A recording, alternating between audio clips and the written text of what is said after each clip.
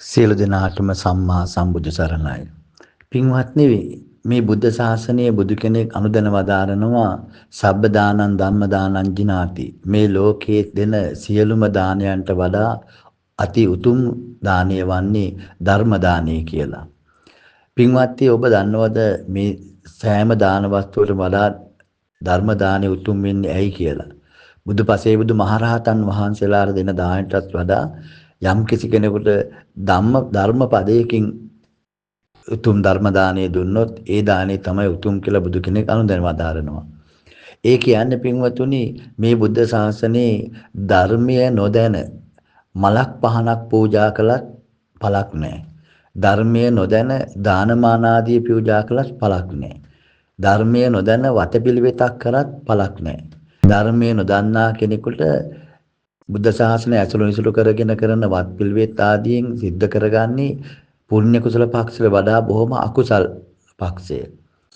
ඒ කියන්නේ දානයක් පිළිගැන්වීමේදී බුද්ධ ශාසනයේ වත් පිළිවෙත් සිදු කිරීමේදී ආර්ය ප්‍රතිපදාවන් අනුගමනය කිරීමේදී ධර්මයේ නොදන්නා කෙනා බුදුන් වහන්සේ කෙරේ අපහැදීමෙන් අගරු කිරීමෙන් අකීකරු වීමෙන් ආදී වශයෙන් සිදු කරන වත් පිළිවෙත් වලින් අර සිදු කරන පුණ්‍ය කුසල ශක්තිය මහත්ඵල මහානිසංස භාවය ළඟා කරගන්න දක්ෂ නැහැ පින්වතුනි.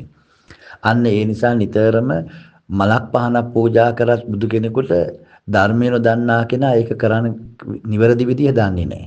දානමාන ආදිය පූජා කළත් මහා සංඝ සතු දක්ෂිනාවන් පැවැත්වුවත් ධර්මය නොදන්න කෙනා ඒ පින්කමින් නියම අග්‍රඵලය පුණ්‍ය කුසල ශක්තිය ළඟා කරගන්න ආකාරයෙන් පිළිවෙතින් පිරිසිදු ඒ වතපිළිවෙත කරන්න දන්නේ නැහැ. සෑම තැනකදී බුද්ධ ශාසනයේ අසුරු නිසුරු කරගෙන කරන සියලුම පුණ්‍ය කුසල ශක්තිය උපදවන කටයුතු වලදී පින්කම් වලදී හැම තැනකම ධර්මයේ දන්න කෙනා තමයි එහි ඵලය ළඟා කරගන්න දක්ෂ වෙන්නේ පින්වතුනි. ධර්මයේ නොදන්නා කෙනාට එහි ඵලය ළඟා කරගන්න දක්ෂ නැහැ. සමහර අය පින්කම් කරන්න ගිහිල්ලා පිනට වඩා අකුසල් උපදවා ගන්නවා. සමහර අය වත් පිළිවෙත් කරන්න ගිහිල්ලා ආර්ය ප්‍රතිපදාවන්ට අගරු කරනවා. මුදුන් වහන්සේට අකීකරු වෙනවා. තමන්ගේ මානය මුදුන් පමුණවා ගන්න ගිහිල්ලා ආර්ය ප්‍රතිපත්ති වලට ආර්ය පිළිවෙත් වලට ගරහනවා. පිටු දකින්නවා.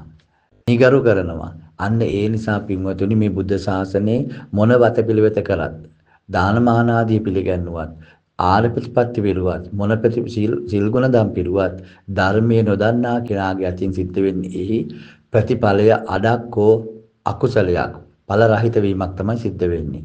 අන්න ඒ නිසා මේ ලෝකේ මොන පිළිවෙත කරත් මොන දානය දුන්නත් ඒ සෑම දෙයකට වඩා උතුම් ධර්ම දානය වෙන්නේ ධර්මයේ නොදන්නා තරමින් එහි ඇති ඵලයක් නැහැ. ඒ නිසා තමයි එදා බුදුන් වහන්සේ එක්තරා අවස්ථාවක විමසනවා මහා සංඝයාගෙන් බුදුන් වහන්සේ සාරිපුත්‍ර මහරහතන් වහන්සේට යම් අවස්ථාවක දානයක් පූජා කළොත් ඒ දානයේද බලගතු සාරිපුත්‍ර මහරහතන් වහන්සේ බුදුන් වහන්සේ දානයක් පූජා කළොත් ඒ දානෙද බලගතු කියලා අහනවා. ඒ වෙලාවේ ප්‍රත්‍යජන ස්වාමීන් වහන්සේලා නිසා උන්වහන්සේලා පිළිතුරු දෙන්නේ භාග්‍යතුන් වහන්සේ උතුම් නිසා සරියුත් මහරහතන් වහන්සේ භාග්‍යතුන් වහන්සේ දෙන දාණය තමයි උතුම් කියලා කියන්නේ. නමුත් භාග්‍යතුන් වහන්සේ ඒක ප්‍රතික්ෂේප කරනවා. භාග්‍යතුන් වහන්සේ කියනවා නෑ මහණෙනි දානය දන්නා කෙනෙක් මේ ලෝක මාතරම් වෙනත් නැත.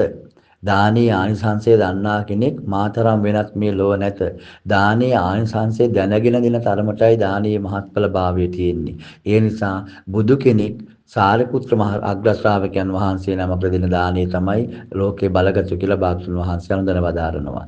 ඒ නිසා පින්වතුනි මේ බුද්ධ ශාසනයේ ධර්මය නොදන්නා හැමතැනකම පින් දහම් කුසල වඩන්න ගිහිල්ලා බොහෝ අකුසල් වඩවා ගන්න එකක් තමයි සිද්ධ කරන්නේ.